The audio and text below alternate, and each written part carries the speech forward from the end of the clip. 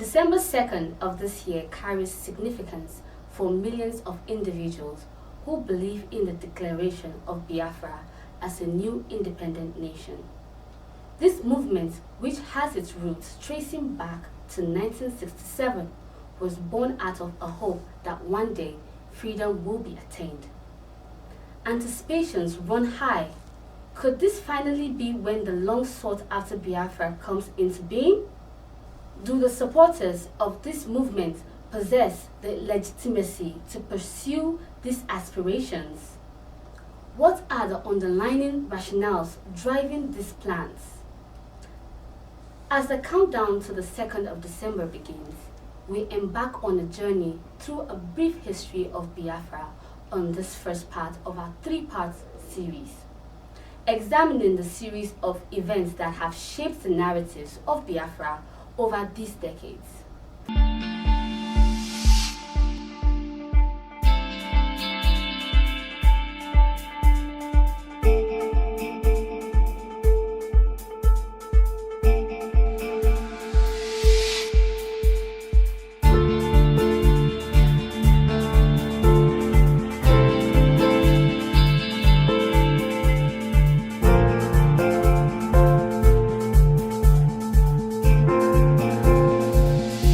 Hi, welcome to Let's Talk About It, and today I am with Miss Grace and we'll be discussing the impact and the history of Biafra so far.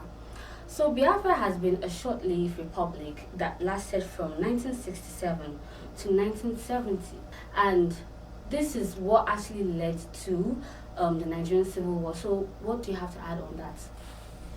Well, this topic of Biafra has been one that is dating back to the 90s and the 20s.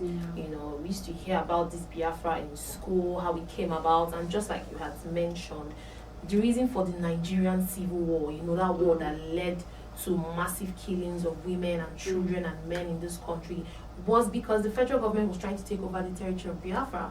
And you would think that, it has ended, but it has come again. And there are talks about Biafra coming back. They want to break away from Nigeria. There are many controversies surrounding this seceding of Biafra in this country. And then you would even be scared. I think some persons are scared because, just like you had mentioned again, the beginning of the Nigerian Civil War was because of this Biafra. So what will happen now if they eventually break out? Because I like to think the war is between the Hausas and the Igbos. And then again, what are they dragging? What is the reason for this? I think the youths in Kaduna, they want to drive away the Igbos. They don't want the Igbos in their territory, so they want them to leave and all of that. And then the Igbos, on their own end, they feel oppressed. Dating back to the first coup, the first and the second military coup, the Igbos feel oppressed. They feel they have killed a lot of their people and they just want to be on their own. So latching on that point you're trying to make, one of the reasons, one of the purposes that was given said that the Biafra actually wanted to separate from Nigeria because they felt oppressed.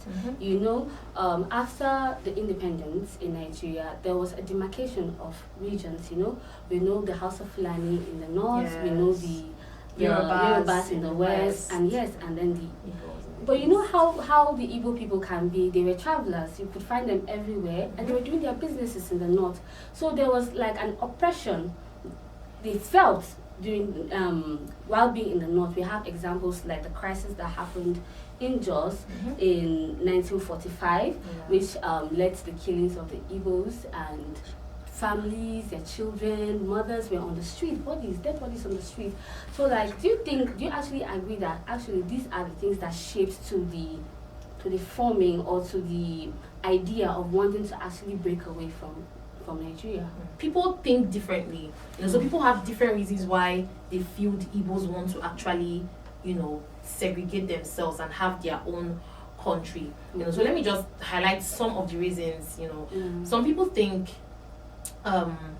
people are intimidated by the Igbos. The Igbo culture, they are they are business minded. You know, that culture is very rich. You know, they are business minded, and there are a lot of resources surrounding that Igbo culture. So people think, oh, they want to carry their resources and go and stay on their own, be on their own, do their own thing. You know, that is one reason. And then another reason is the Igbos feel they have been oppressed too much. There has been a lot of killing of their people dating back to history. So they just want to do their own thing.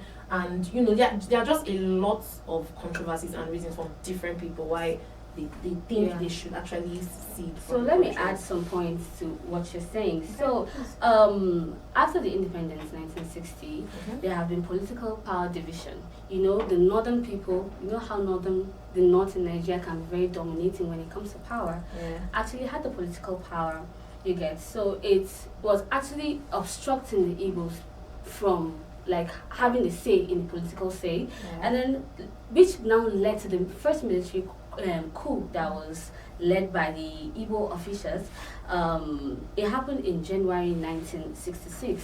The Igbo people now had a military coup, which Satafa Balewa and some other prominent. Yeah, they killed some some officials. Yes, and apart from that, you know, Nigeria is a country that is power driven. You understand? Every region wants to be known. You understand? Every region wants to be able to hold a certain level of power, you get. So when the Igbo people now striked, the Hausa people now had to strike back. You see why I say it is like a battle between the Hausas and the Igbo, because there was a counter coup. I think that was in Kano. Yes, where the Hausas, they now faced and assassinated a lot of years also.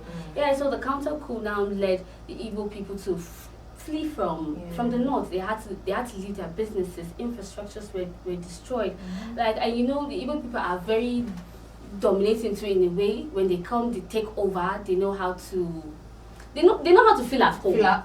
They know how to feel at home. So I feel like part of the reasons in the history was they were not given the opportunity to feel at home. Do you also agree to that? I feel like they were not given the freedom to enjoy their rights. They are Nigerians and they want to also feel at home, whether being in the north or being in the south or being in the east. And I felt like they were deprived. They were oppressed. So the civil war now had impact, even long-lasting impact. Up to now in Nigeria, we can also see the back and forth that comes, even up to now in politics, like current election that happened. What happened? Nobody wants the Igbo man to win. They say, if Peter Obi should win, it's going to be a problem. You know, so it actually had impact. So we have one of the impacts it had was the economic impact. It had, you know, one thing Nigeria tried to do for Biafra to make sure that it did not stay was they made sure they cut their rations of food. There was a blockade. Yes, those were the sanctions. That was even one of the major reasons why the Biafra they could not succeed. You know, the blockage of food. You know, the children started getting hungry because they're dying. People literally died of starvation. About over 2 million Biafrans were recorded dead as of that time. Apart from the blockade again, the Nigerian army were focusing on destroying their infrastructures, factories, farms. So agriculture was not even nothing was working. They couldn't feed, they couldn't move. And then they had checkpoints. Like, they didn't have freedom. They made sure that the freedom they had was limited. Apart from that too, we have post-war challenges that happened. It has taken the Biafran, not only the Biafrans, the eastern part of Nigeria, taking them so long to actually build up. You know, because so much damage was made. Too many damages were made. A lot of life were lost. Yes, some people could not even find their loved ones for years. Some people up to date, could not even find their loved ones because they were all displaced. You get, so it also had like an impact on them in a way. Yes, which, well, I think up to today, I think we're still struggling because when you now look at it, back then when different tribes were all living together in peace, that created a demarcation now in the society. We mostly see that, yes, the Igbos are highly Yes, that's the word, segregation. You only find the Igbo people in certain place, and then even in North, there are some areas that the Igbos cannot live in. So I think that's also like, it's also lashing on them. Yeah, so basically that's just what has been going through, like in the history of Biafra. But in our next episode, we'll be looking deeply the reasons why Nigeria is holding on to Biafra, because come to think of it, why is it that the country does not want to allow this group of people who don't want to be part of this country anymore?